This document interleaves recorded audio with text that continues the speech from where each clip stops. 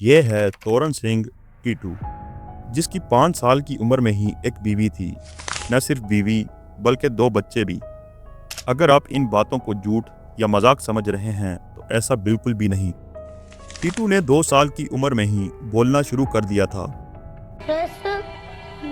दुकान पे लग रही है बोलने को तो कई बच्चे इस उम्र में बोलने लगते हैं, लेकिन टीटू की बातें सुन के उसके माँ बाप और हर सुनने वाले का दिमाग घूम जाता। इनकी दुकान है वो मेरी मेरी और साहब भाई कोठी मेरी है तो पूरा भाई पैसे ले ले। और टीटू की कहानी सुनने के बाद आपके साथ भी कुछ ऐसा ही होने वाला है। टीटू ने जब बोलना शुरू किया तो अपने माँ बाप से कहने लगा कि मेरा नाम टीटू नहीं सुरेश वर्मा है। मैं एक बिजनेसमैन हूँ और आगरा शहर में मेरी एक दुकान है। मेरी बीवी का नाम उमा है। मेरे 2 बच्चे हैं, रोमू और सोमू। एक दिन जब मैं अपनी दुकान से घर जा रहा था तो 2 लोगों ने मुझे गोली मार दी, जिससे मौके पर ही मेरी मौत हो गई। माँ बाप और बाकी गांव वालों ने समझा कि बच्चे पर भूत आ गया है। जाहिर है इसके अलावा उनके पास इस सिचुएशन को एक्सप्लेन करने का कोई तरीका नहीं था, लेकिन टीटू था कि हर वक्त यही सब कहता रहता। आखिर तंग आकर टीटू के बाप ने अपने बड़े बेटे अशोक को आगरा भेजने का फैसला किया। अशोक जब टीटू की बताई जगह पर गया तो उसके तोते उड़ गए। तो आज हम फिर से टाइम ट्रेवल करते हुए वक्त में पीछे जाएंगे और जानेंगे तोरण सिंह टीटू की अजीबोगरीब कहानी। क्या वाकई ही टीटू की ये सब बातें सच्ची थी या वो किसी साइकोलॉजिकल बीमारी का शिकार था? कैसे हैं दोस्तों? ये कहानी शुरू होती है 1983 से। सुरेश वर्मा नामी एक शख्स आगरा में अपनी फैमिली के साथ रहता था। सुरेश शादीशुदा था। उसकी बीवी उमा और उसके 2 बच्चे भी थे, रोमू और सोमू। सुरेश आगरा शहर में सुरेश रेडियोस के नाम से एक दुकान चलाता था। एक शाम यानी 28 अगस्त 1983 को सुरेश अपनी इसी दुकान से वापस घर जा रहा था। सुरेश अभी अपने घर के पास पहुंचा ही था कि 2 लोगों ने उस पे गोलियां चला दी। गोली सुरेश के सर में लगी और उसने वहीं दम तोड़ दिया। सुरेश के घर वाले गोलियों की आवाज से बाहर निकले, लेकिन तब तक वो 2 लोग फरार हो चुके थे। सो ना तो सुरेश के घर वालों ने उन लोगों को देखा और ना ही उस वक्त वहां कोई और मौजूद था। पुलिस ने इस बारे में छानबीन तो की, लेकिन कोई भी गवाह ये सबूत न मिलने पर इस केस को क्लोज कर दिया गया। सुरेश की मौत के 4 महीने बाद आगरा से 17 किलोमीटर दूर बाड़ गांव में टीटू पैदा हुआ और टीटू खुद को सुरेश ही समझता और बताता। यहाँ हैरान करने वाली बात तो यह है कि टीटू ना तो कभी आगरा गया और ना ही उसकी फैमिली का सुरेश से कोई ताल्लुक था। इसके बावजूद वो सुरेश की जिंदगी के पल पल के बारे में जानता था। टीटू की बातों ने उसके माँ बाप को सख्त परेशान कर रखा था। टीटू के माँ बाप उसे ये सब बातें करने से मना करते तो वो रोने लगता और कहता कि आप लोग तो मेरे असली माँ बाप हो ही नहीं, मैं तो यहाँ सिर्फ वक्त काट रहा हूँ।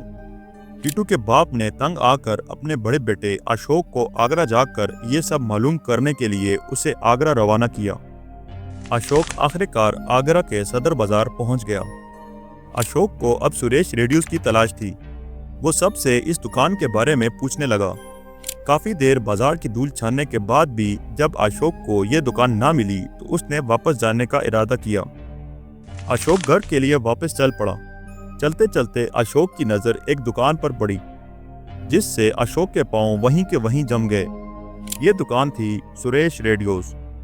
अशोक ने खुद को संभाला और दुकान के अंदर चला गया। दुकान के अंदर उसे एक औरत मिली। अशोक ने उस औरत से सुरेश को बुलाने के लिए कहा, जिसके जवाब में उस औरत ने बताया कि वो तो 5 साल पहले ही मर चुका है। यानी उसने अशोक को सुरेश के मर्डर की सारी स्टोरी सुनाई, जिसे सुन के अशोक चकरा गया। ये सारी कहानी बिल्कुल वैसी ही थी जैसी टीटू बताया करता था।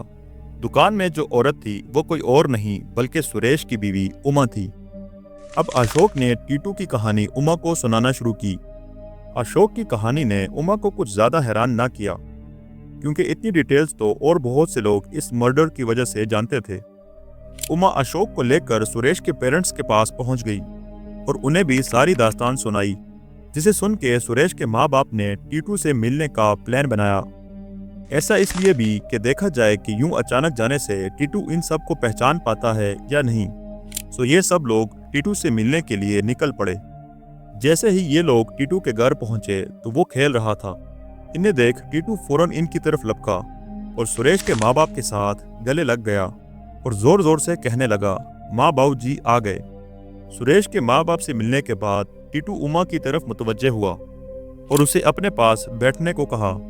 टीटू उमा से बिल्कुल सुरेश की तरह बातें करने लगा, जिसे देख उमा हैरान और परेशान थी। टीटू ने उमा से बिल्कुल एक बाप की तरह अपने बच्चों का हाल चाल पूछा और डोलपुर के मेले के बारे में वो बातें करने लगा जो सिर्फ उसे और उमा को ही पता थी। ये सब सुन के तो उमा को इस सारे वाक़े पर यकीन आ गया। टीटू से मिलने के बाद ये सब लोग वापस जाने के लिए बाहर निकले, जहां टीटू ने वो कार देखी जिसमें ये लोग आए थे। टीटू इनसे हैरत से पूछने लगा कि मेरी कार कहाँ है, जिस पे सुरेश के माँ बाप ने उसे बताया कि उन्होंने उस कार को बेच दिया। टीटू मज़े से जाके गाड़ी में ऐसे बैठा कि जैसे वो कार्स के बारे में अच्छे से जानता है। टीटू सिर्फ बैठा ही नहीं बल्कि सुरेश के बाइक की हेल्प से कार को कुछ फासले तक चलाया भी। 5 साल का एक बच्चा कार कैसे चला सकता है, लेकिन टीटू ने चलाई। ऊपर से टीटू ने कभी कार चलाना तो दूर कार देखी भी नहीं थी। टीटू बहुत खुश था कि अब वो अपने असली घर जाएगा, लेकिन जब उसने देखा कि सुरेश की फैमिली उसके बगैर ही वापस जा रही है तो वो गुस्सा होने लगा और अपने माँ बाप को बुरा भला कहने लगा।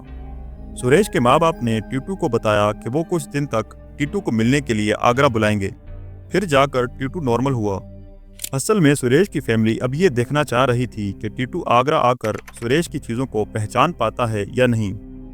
कुछ दिन बाद सुरेश का भाई टीटू को आगरा ले जाने के लिए आया। टीटू को सीधा घर ले जाने के बजाय उसने फैसला किया कि पहले टीटू को सुरेश की दुकान के सामने से तेजी से गुजार कर देखा जाए कि वो दुकान को पहचान पाता है या नहीं। सो ऐसा ही किया गया। सुरेश की दुकान आते ही कार की स्पीड तेज कर दी गई, लेकिन टीटू फौरन बोला, कार रोको। यानी टीटू इस इम्तिहान में भी पास रहा। टीटू कार से निकला और बिल्कुल सुरेश ही की तरह चलता हुआ दुकान में दाखिल हुआ। अंदर जाते ही वो सुरेश की चेयर पर बैठा और बिल्कुल सुरेश ही की तरह बिहेव करने लगा। टीटू ने दुकान को गौर से देखा। उसे दुकान में कुछ जगह बदली बदली सी लग रही थी और कुछ जगह पहले जैसे ही थी, जिस पर उमा ने उसे बताया कि जो हिस्सा उसे अलग लग रहा है वहां पर कुछ काम कराया गया है। यानी टीटू सुरेश की दुकान की डिटेल्स तक जानता था। अब बारी थी टीटू को घर ले जाने की, लेकिन उससे पहले टीटू का एक आखिरी इम्तिहान लिया गया। इम्तिहान ये था कि वो सुरेश के बच्चों को पहचान पाता है या नहीं। सुरेश के बच्चों को मोहल्ले के बाकी बच्चों में मिक्स कर दिया गया। सारे बच्चे घर के बाहर खेल रहे थे, लेकिन हर बार की तरह टीटू ने बड़े आराम से सुरेश के दोनों बच्चों को पहचान लिया। अब सबको पूरा यकीन हो गया कि टीटू सुरेश का दूसरा जन्म है।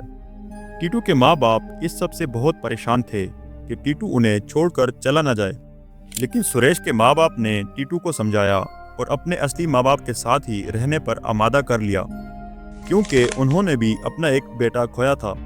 वो टीटू के माँ बाप की परेशानी अच्छे से समझ सकते थे।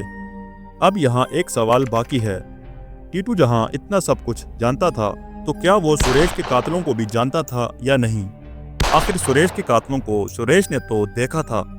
जी हाँ, टीटू ने बाकी चीज़ों की तरह सुरेश के कातिलों को भी पहचान लिया था। टीटू का केस काफ़ी अजीब था, सो मीडिया में भी इसके खूब चर्चे हुए, जहां से सुरेश के केस को भी दोबारा खोला गया। पुलिस ने इन्वेस्टिगेशन की बुनियाद पर कुछ लोगों को पकड़ा और टीटू ने उनमें से 2 लोगों को पहचान लिया। सुरेश को उसके बिजनेस पार्टनर ने कत्ल किया था, जिसने पुलिस के हाथों धुलाई करवाने के बाद अपना जुर्म कबूल कर लिया। तोरन सिंह टीटू का केस एक मामूली केस बिल्कुल भी नहीं था और मीडिया में भी इसके खूब चर्चे हुए थे। मीडिया से होते हुए ये खबर डॉक्टर इयान स्टीवेंसन तक पहुंची। डॉक्टर इयान ने अपनी एक साथी रिसर्चर डॉक्टर एंटोनिया मिल्स के साथ टीटू के केस पर रिसर्च की। Doctor Ian Stevenson university of Virginia के सीनियर प्रोफेसर थे, जो रीइंकार्नेशन यानी दूसरे जन्म पर साइंटिफिक रिसर्च करते थे और इस टॉपिक पर बहुत सी बुक्स भी लिख चुके थे। इन दोनों ने नोट किया कि टीटू का बिहेवियर बिल्कुल सुरेश की तरह होता जा रहा था। जब टीटू के बाल कटवाए गए तो उसके सर पर वैसे ही निशान मिले जो सुरेश के सर पे गोली लगने की वजह से बने थे, जो प्रोफेसर इयान के मुताबिक रीइंकार्नेशन में होता है। आज तोरन सिंह टीटू एक असिस्टेंट प्रोफेसर है और आज भी सुरेश की फैमिली से मिलने जाता है। टीटू के लिए ये सारी बातें आज भी बिल्कुल पुरानी नहीं हुई। तो दोस्तों, ये थी तोरन सिंह टीटू की अजीबो गरीब कहानी। उम्मीद है टाइम ट्रेवल की ये वीडियो भी आपको पसंद आई होगी। मिलते हैं अगली वीडियो में, तब तक के लिए अपना ख्याल रखिएगा। शुक्रिया।